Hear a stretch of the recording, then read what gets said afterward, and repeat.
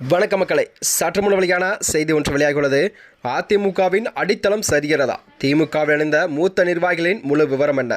வாங்க வீடியோவை மூலமாக காணலாம். அதாவது முதலமைச்சர் மு.க. ஸ்டாலின் அவர்கள் முன்னிலையில் அதிமுக முன்னாள் எம்பிகளெல்லாம் தங்களை இணைத்துக் கொண்டாராம். அந்த வகையில் தான் மைத்ரேயன் அவர்கள் திமுகவில் தன்னை இணைத்துக் கொண்டார். இது தொடர்பாக மூத்த பத்திரிகையாளர் திராசியாம் கூறியதாவது, அதிமுகவிலிருந்து முன்னாள் எம்பி மைத்ரேயன் அவர்கள் திமுகவில் இணைந்ததற்கு இரு காரணங்கள் உள்ளது. அதில் ஒன்று கட்சியில் மகிழ்ச்சி இல்லாதது, மற்றொன்று அரசியல் புழக்கம் இல்லாததாம். இவர் அதிமுகவிலிருந்து விலகி திமுகவில் இணைந்ததற்கு அதிமுகவின் முக்கிய அங்கீகாரம் கிடைக்காமல் இருந்ததாக வாய்ப்பும் கூறப்பட்டதாம்.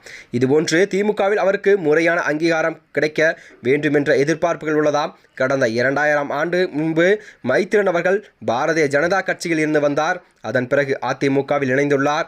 ஜெயலலிதா காலகட்டத்தில் கூட 3 முறை அதிக அதிமுக சார்பில் மாநிலவை எம்பி அவையில் அவர் பதவி வகித்தார். கடந்த 2001ஆம் ஆண்டு நடைபெற்ற சட்டமன்ற தேர்தலில் கூட மைத்ரேயன் அவர்கள் போட்டியிட்டார். அதில் அவர் வெற்றி பெற்றால் சுகாதாரத்துறை அமைச்சை பொறுப்பும் வழங்கப்படும் என்று பரவலாக பேசப்பட்டு வருகிறது. ஆனால் அவர் தோல்வி மட்டுமே தழுவினார். இதையடுத்து அவரை போட்டியிட்ட திமுக பாஜக கூட்டணியிலிருந்து லட்சுமணன் அவர்கள் வெற்றி பெற்றார். இருந்தாலும் கூட ஜெயலலிதாவின் நம்பிக்கைக்குரிய அவர் மைத்ரேயன் அவர்கள் இருந்து வந்தார். டெல்லியில் அதிமுகவின் முகமாக விளங்கி வந்தார் என்றும் செய்திகள் வெளிவந்தன.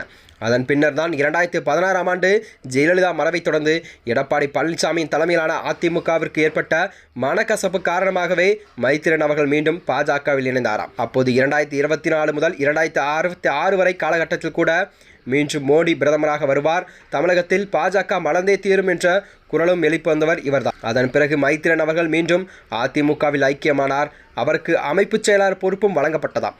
இருந்தாலும் கூட அவருக்கு அதிமுகவில் ஒரு அங்கீகாரம் கிடைக்கவில்லை என்று கூறலாம். பாஜகவின் முன்னோடியாக இருந்து வந்த மைத்ரேயன் தற்போது திமுகவில் திரும்பியுள்ளாராம். நடுவில் அவரது பாதையானது அதிமுக கட்சிக்கு சென்று வந்துள்ளது என்று கூறலாமாம். கட்சியில் புதிதாக இருந்தவர்களெல்லாம் முக்கிய பதவி எதுவும் கொடுக்கப்படவில்லை. அதற்கு பதிலாக அலங்கார பதவிதான் அளிக்கப்படுகிறது.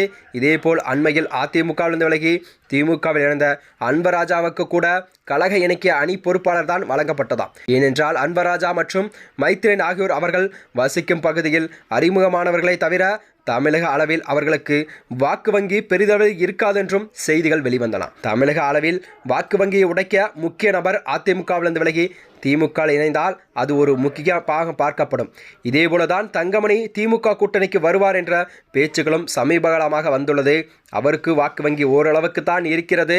ஆனால் அது தற்போது வரை நடந்த மாதிரி தெரியவில்லை என்று அரசியல் வியூகங்களும் வகுத்து வருகிறது. எனவே மைத்ரேயன் அதிமுகவிலிருந்து விலகி திமுகவில் இணைந்தால் பெரிய அளவில் ஏதும் அதிர்வலைகள் இருக்காது. இதனால் அதிமுகவின் அடித்தளமே சரியாது என்று தெரிவித்திருந்தாராம். மேலும் இதுபோன்ற வீடியோக்களை தெரிந்து கொள்ள நமது சேனலை மறக்காமல் சப்ஸ்கிரைப் செய்து கொள்ளும். நன்றி, வணக்கம்.